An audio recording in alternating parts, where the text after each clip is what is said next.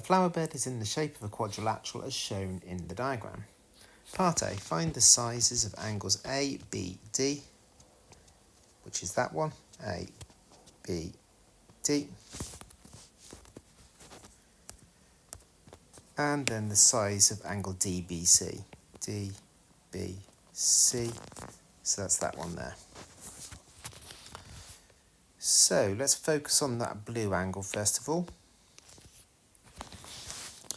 I've got the three sides in that triangle there, so I can use the cosine rule for angles. Just a quick recap of the cosine rule for angles, because we know that the general cosine rule is this.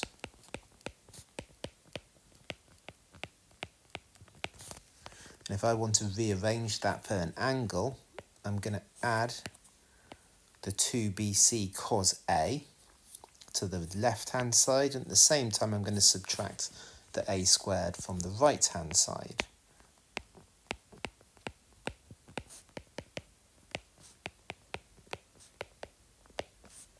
And they're going to divide both sides by the 2bc to make the cos A the subject.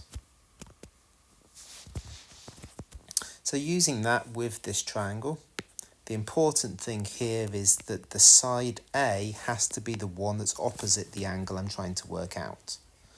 So if I'm trying to work out this angle here, then this is my side A. The B and the C don't really matter. So I'm going to say the B is the 4.2, the C can be the 5.9, and the A has to be the 2.1.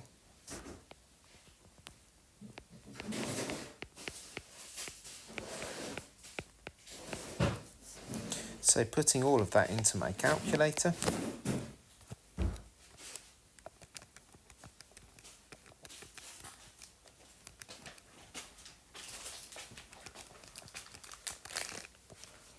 and we get as a decimal 0.9693, blah, blah, blah. Do cos inverse of that to work out that angle.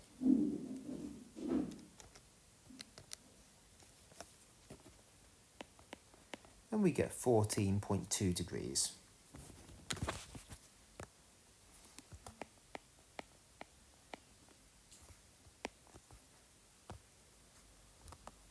So that is the angle ADB. We're now going to do exactly the same thing with the red angle.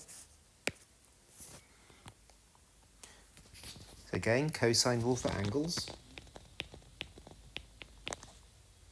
This time the 3.5 is the one that's opposite the angle I'm trying to work out, so that has to be my A.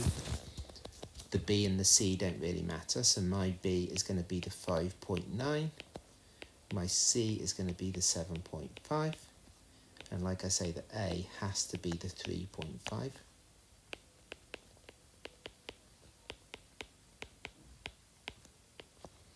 So again, putting that into my calculator,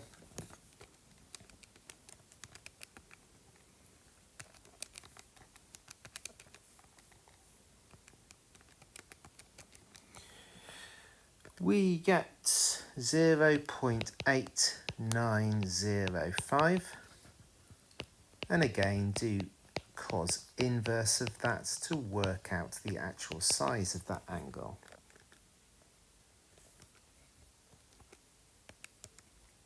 Which is 27.1 degrees.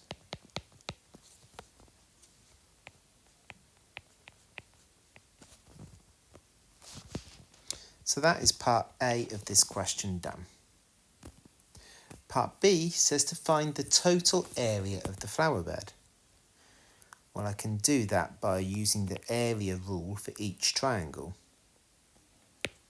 So let's do the area of the blue triangle first. Let's do the area of this triangle. Let's remind ourselves of what the area rule is.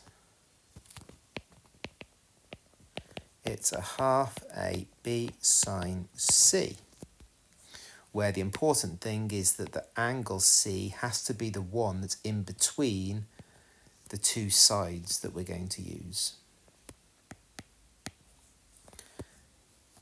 So looking at this triangle, clearly I'm going to use this as my C. So that means I need to use the 4.2 and the 5.9 as my A and B, because they're the two sides adjacent to the angle, either side of the angle. So a half times 4.2 times 5.9 times sine of the 14.2 degrees. Now try if you can to not to use 14.2. Try and use the non-rounded answer from before,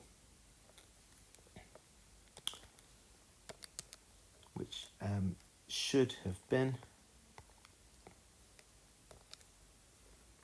let's remind ourselves of that, 14.226. So 0.5 times 4.2 times 5.9 times sine, we get 3.04 meters squared. So that's the area of this bit of the flower bed. We're now going to do the exact same thing to work out the area of this bit of the flower bed. So again, half AB sine C. The C is clearly going to be the 27.1, so the A and the B need to be the 5.9 and the 7.5 because they're the two sides either side of the 27.1 degrees.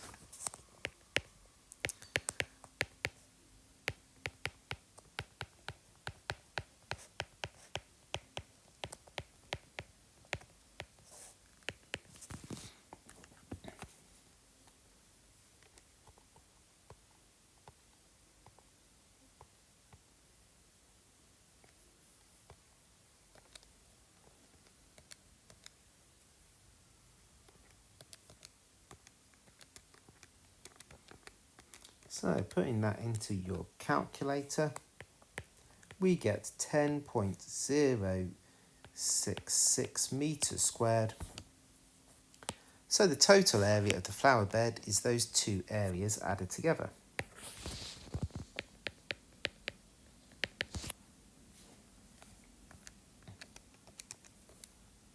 Which is, to one decimal place, 13.1 meters squared. So that's my answer to part B of this question. And then for part C, let me just clear my diagram up a little bit. We are asked to find the length of diagonal AC. So the length of AC, so what is this? So focus on this triangle here. That's like an amalgamation of the other two triangles we've previously been focusing on, where the angle between the sides is the 14.2 plus the 27.1. So the 14.2 plus 27.1, which is 41.3.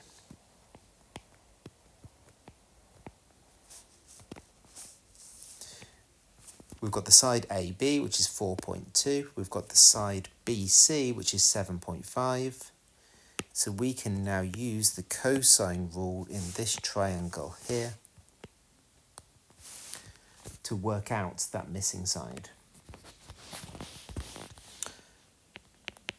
So question mark squared is going to be equal to 4.2 squared plus 7.5 squared minus 2 times 4.2 times 7.5 times cos of the 41.3 degree angle that's in between those two sides.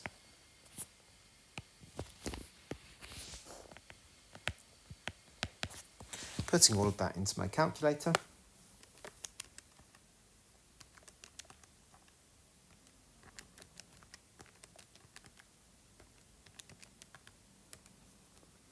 We get 26.56. And then don't forget to square root at the end. So the square root of 26.56 is 5.15 metres.